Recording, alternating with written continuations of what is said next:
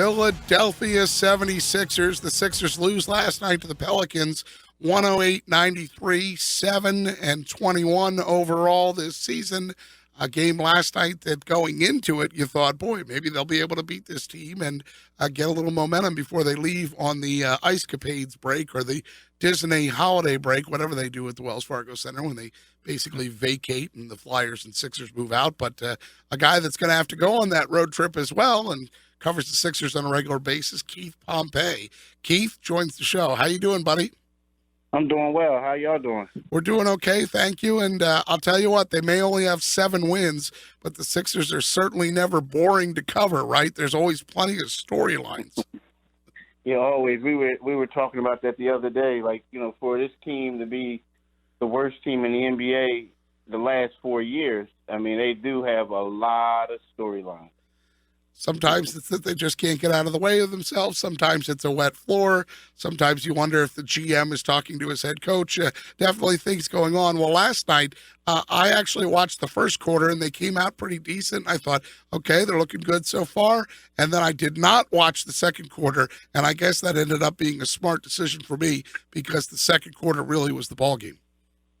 Yeah, the second quarter really was the ballgame. I mean, they outscored them 42-21. It got ugly. I mean, and the thing about it was, for a little bit, Anthony Davis was struggling. So it was like their bench players were basically, you know, outscoring the Sixers. So it was bad. It was bad. They had 3 guys, one, Tim Frazier, Terrence Jones, and Eton Moore. They outscored the Sixers 25-21 in that second quarter. That was, you know, it was bad for the Sixers. Keith, Nerlens Noerl relegated to left bench until you had the foul trouble there for Embiid.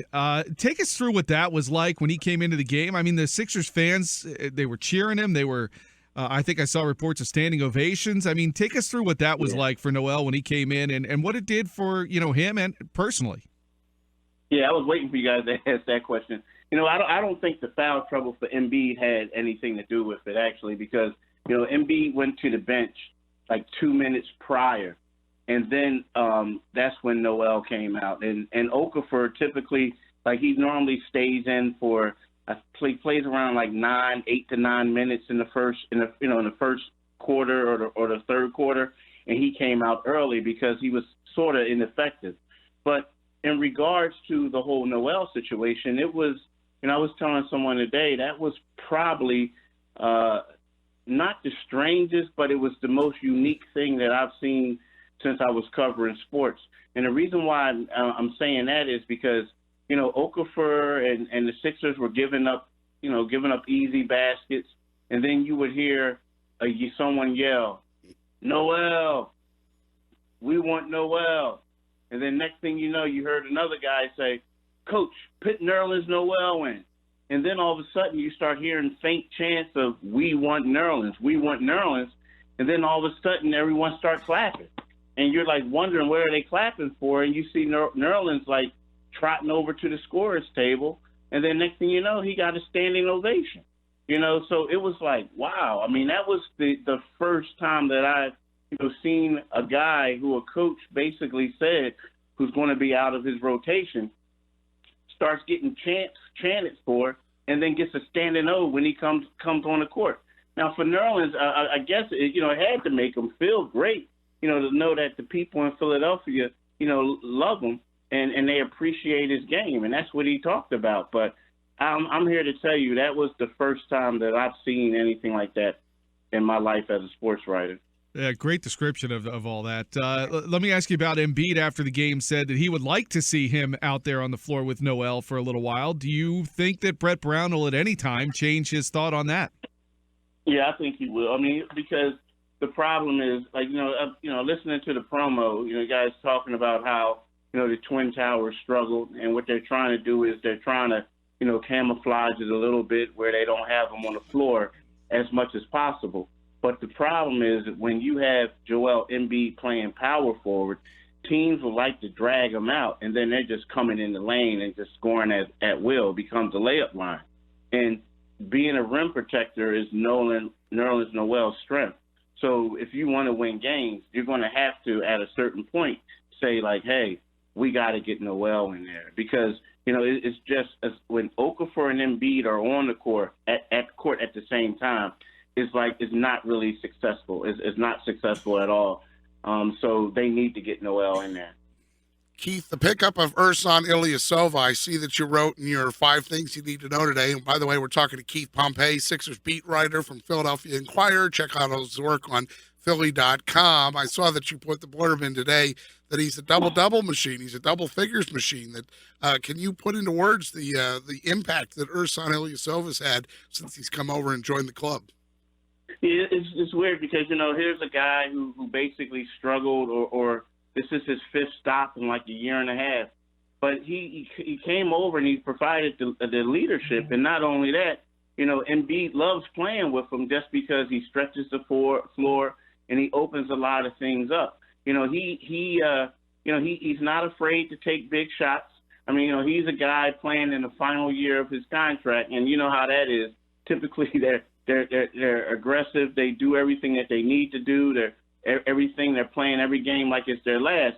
Now, I'm not saying that I don't really know him like prior to this year to say that if this is out of the norm, but I'm here to tell you that he has been extremely impressive. So much so, you're saying, well, what was Oklahoma City thinking by letting this guy go?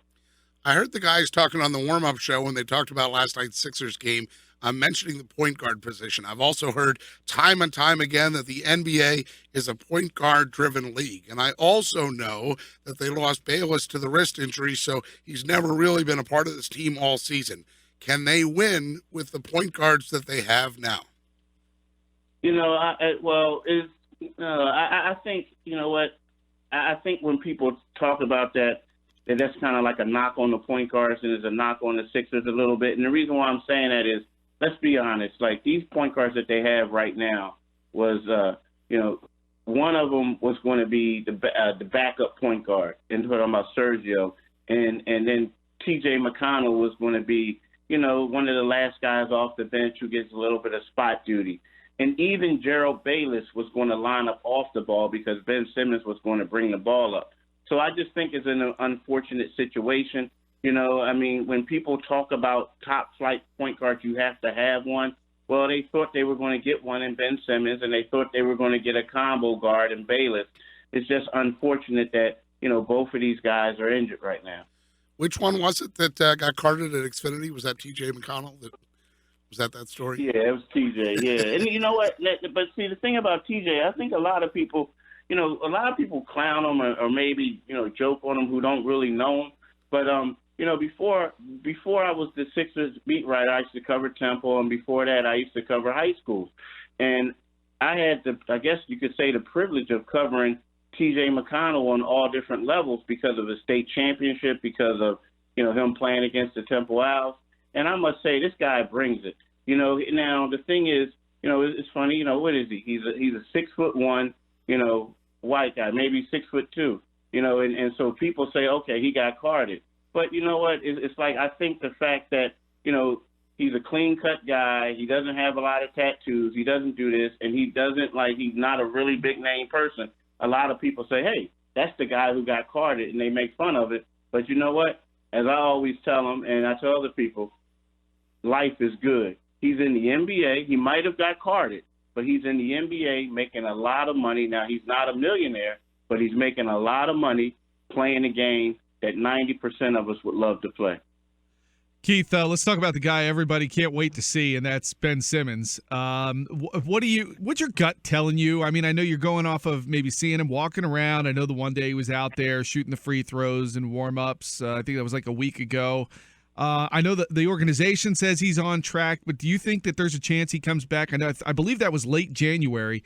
What does your gut tell you? You think maybe he's back maybe mid-January?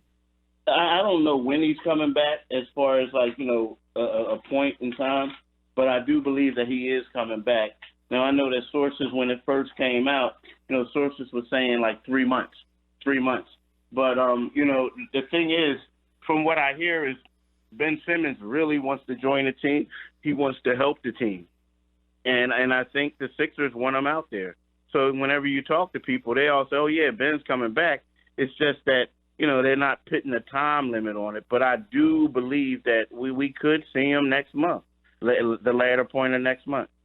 Sixers getting ready to go on a little road trip, so that means Keith Pompey going on that road trip as well, I would assume, at Phoenix, at Sacramento, at the Jazz, in Denver, then finally back home in the new year against the Minnesota Timberwolves. Keith Pompey's been with us at Pompey on Sixers on Twitter. Go to Philly.com and follow him there for all things Sixers. Keith, safe travels to you, and boy, we thank you so much for coming on and being with us for a few minutes. All right, thanks for having me, fellas.